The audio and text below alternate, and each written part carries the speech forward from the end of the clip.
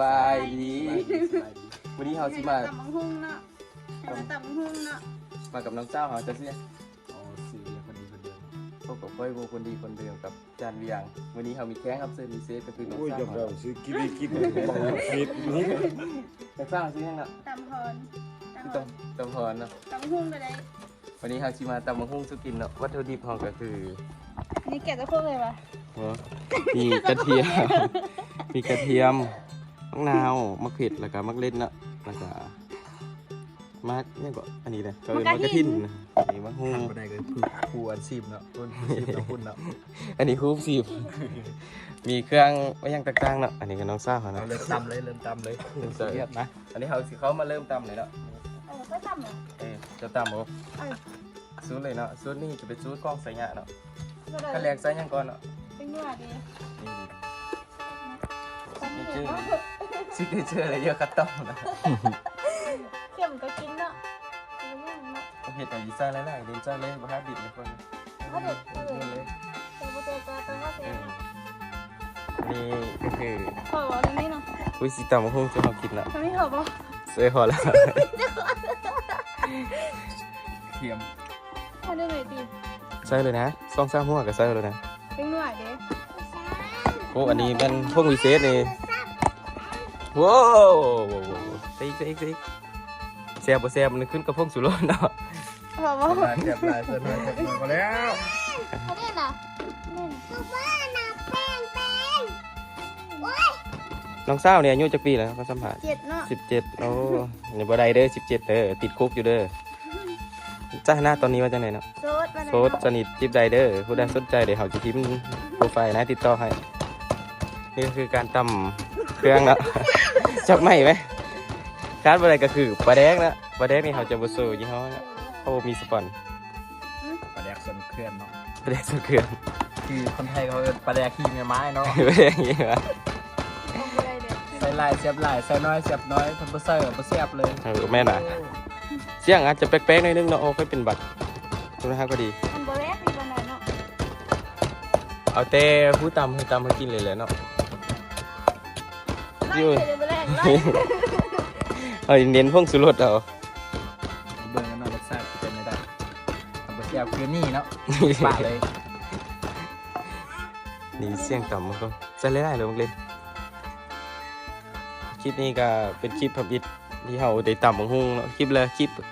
กินล่าสุดก็เป็นคลิปกินมีเผ็ดเนาะ ดาเอามีดไปอายเด้ ได้แสดงความรู้สึกคลิปกินมีเผ็ดตอนนี้ โอ้ยอมเลยยอมเลยไม่เคยกินเผ็ดมันคือแบบนั้นแหละ คลิปนี้มันจะหน้ามันแตกต่างกันเนาะมันเผ็ดเต็มโคกเลยเนาะ คลิปนี้ เส้น มันก๊อกเดี๋ยวมีปลาดอ่ะ อันนี้อยู่ นี่เจ้างามตำบักฮุงให้กินเนาะที่เจอพักใดเดี๋ยวเขาอีกทิมช่องทางติดต่อให้ โซด ปลากระโซดเด้อ โซดในเพื่อนเมียอยู่นี่เนาะ เป็นไหมโซด หาเป็ดเป็นโทษ รสชาติตรงไม่ใช่แต่เขารีวิวรสชาติ โอ้บูฮู้เลย เขาบ่เคยกินเนาะเขาเป็นเยาวชนดี เป็นคนดีของสังคมเคยกินตอกกินต้ม ผู้มีอันนั้น กินแต่มะม่วงมาม่า เอาไหม มีดอันนี้มาให้แดง ไปเอามีดไปเดี๋ยวหาจาน เดี๋ยวละ เดี๋ยวหาจานเบียงบะหมี่เนาะเดี๋ยวเขาอีสัมภาษณ์น้องเขาต้นเนาะสลายนี่แม่ไปเด้ อย่า โอ้มาเห็นแล้ว ขอแล้วเนาะ แซ่บวะ คน ขอแล้วเนาะ แม่นกดตามกับงามเนาะ งาม วันนี้ก็เอื้อมมืออาชีพเนาะตำมะฮุงอันนี้เซนมะฮุงเขาซอยเองเนาะโอ้ยเบิ่งส่งก็คือสิบ่งามเนาะจะสแปกใจเพราะเขาบ่แม่นมืออาชีพ โซดเด้อ โอ้ยพรีเซนต์ในตัวเองอะไรเนาะ ต้องการแฟนอันนี้เราใหม่แดงดีกว่าแซมเนี่ยสิ โอ้เพิ่งส่งนี่ตาสิเหี่ยวเข้าห้องน้ำดุอยู่เลยสิ เอามีดมีดที่ใส่คือบุมาวันนี้นะจันนี้ยังมาแล้วเนาะ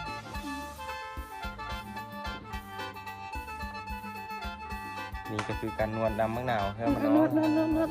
เออ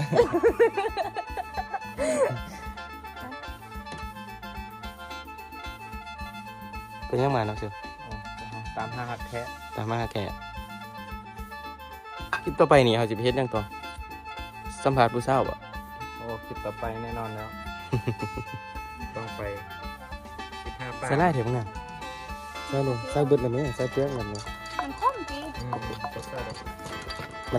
มันบ่คือซิกเนเจอร์เลยเยอะคัสตอมเลยมีเสียง อันนี้มั้งยัง มะกอกใส่เลยนี่ผู้ใดบ่ทานที่เลยบ่เคยเห็นมะกอกเนาะ กอกกับบล่างเนาะ เก็บมาสดๆร้อนๆเลย แสดงรสชาติรีวิว จาง จาง ขึ้นไปได้อีกนิดนึงเนาะ เอ้าเฮาลืมบอกเลยเนาะว่าเฮาใส่หยังแน่จักบ่วงใส่หยังแน่จักบ่วงเนาะวิศวกะเนาะใส่เบิดแค้นมาเลยนะเบิดน้อยบุกเลยนี่ตำเลย หอบกันมาตั้งนึงเนาะ ใส่หัว เขาจะอันนี้เอาไปกัดจิ กับนั่งแกง ก็เลยอันนี้นะ บ่กับ ใส่สิได้อันนี้ทุกคนบ่เคยเห็นว่ะทูน หูนนะเพื่อนหูนเอามาแต่ คนไทยเอิ้นว่า โคน โคน โคน โคนเชิญ ทั้งหมดเลยดิ เชิญเลย เปิดเลย นี่ มันต้องเซฟแน่นอน เบิ่งสิฮะคุณหย่ำมังคุงมันไปเสยดเนาะเงาหลายนะเส้นมังคุงจะหย่ำเลยเนาะ อืม เต้นมาแต่หอม จับโคก เดี๋ยวสิฮะจะเป็นอันเชฟเด้อ เสียบยัง เชฟครัวไข่ดาว เสียบว่าใครเด้อโอ้ตำมังคุงจะนี่เพื่อนทานแปลงเลือดใดแล้วนี่ทานนะจะอร่อยเนาะดูสิทุกคนเป็นตาลำบากสูตรมากเลย สบายปากลำบากตูดเนาะ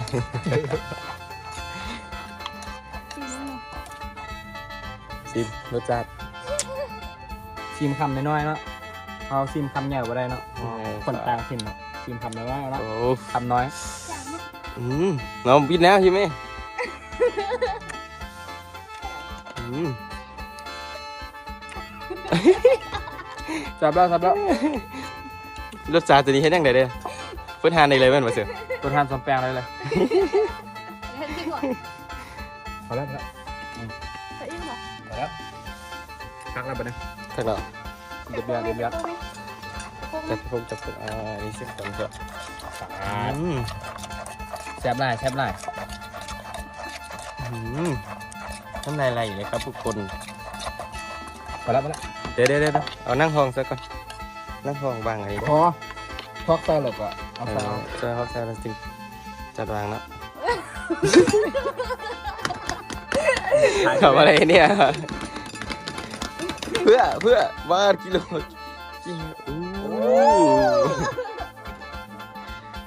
บ่สม แกงเกาหลี บ่สำนานแค่เฮ็ดบ่ได้เด้อวิธีการเฮ็ดนี่ห้ามลอกเลียนแบบเด้อครับบางทีอาจบ่ได้กินเลย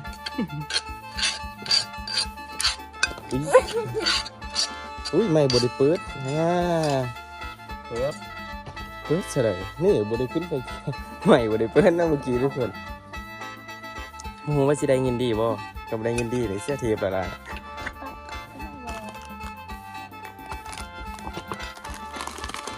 นี่เมื่อกี้ไม่เขาบ่ได้เงินดีแล้วเขาบ่ได้เปิดนะลืมเบิ่งใหม่นี่ก็เกะเรียบร้อยแล้ว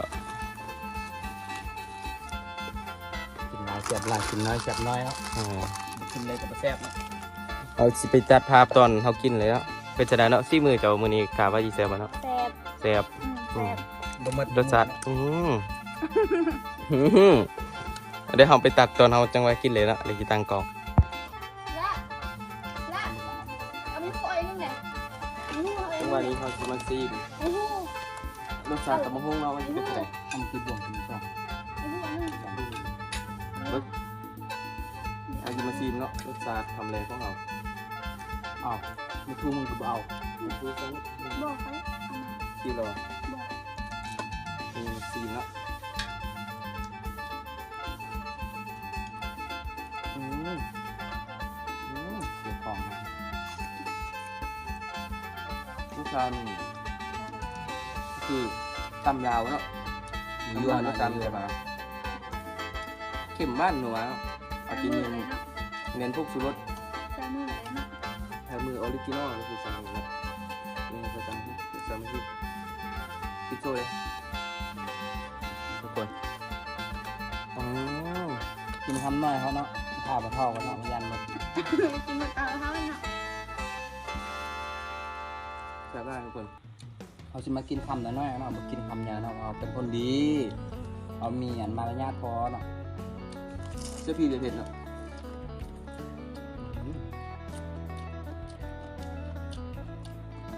เยี่ยมเยี่ยมเยี่ยมสู้เลยสู้เลยลองทำง่ายๆไหมให้ได้เนาะ ก่อน กระบอกเผ็ดกับเบือนตำหุ่งเนาะกระบอกเผ็ดสิคักกว่านี้ครับ บ้วงสิไข่ต้มหนึ่งบ้วงนี่นะ เอาไปบางหน่อย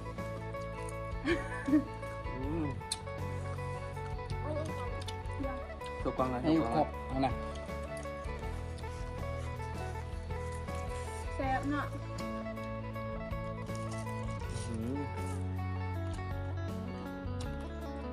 ล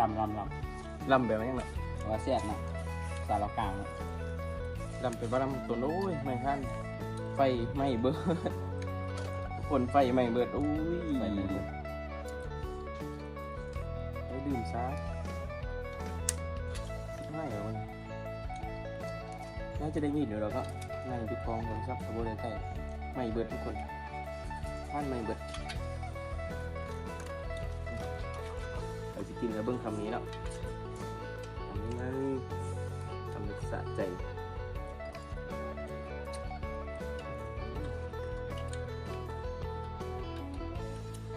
เดี๋ยวนี้เนาะว่าจะเป็นเคยเข้ากับเอาแล้วเนาะเบิ่งเอาทุกคนคำนี้ เผ็ดเนาะ คำเดียวนี่ยิ้มเลย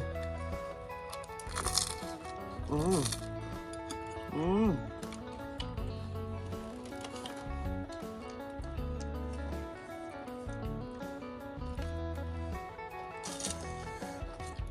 ูยันน้ำอ่ะอุ้ยเขาหัวตัดอะไร มุมจัด เอาหัวตัดได้ไหมจบเลยเมื่อกี้นะ ทุกชายมันแซ่บมันเผ็ดเค็ม เนี่ย เอ้ากินบ่ทุกชายเผ็ดได้ทุกคนให้อยู่ แซ่บนัว เป็นไข่จักเม็ดใช่พี่เดี๋ยวเผ็ดเนื้อมันจะได้รีวิวรสชาติจังเลยบัวได้เนาะ เนี่ยก่อน กล้วยเอ้ย เอา จ แม่ บคลิปเอาคลิปวิดีโอนี้ก็จบคลิปไปอย่างวันนี้ก่อนก็ตัวไปกินก่อนผู้ใดมักฝากกดไลค์กดซับสไครต์กดติดตามมาได้เด้อ บ๊ายบาย อย่าลืมเขามีแอปแดงเลยเด้อ บ๊ายบาย คลิปหน้าเขาจะไปเฮ็ดยังฝากติดตามเลย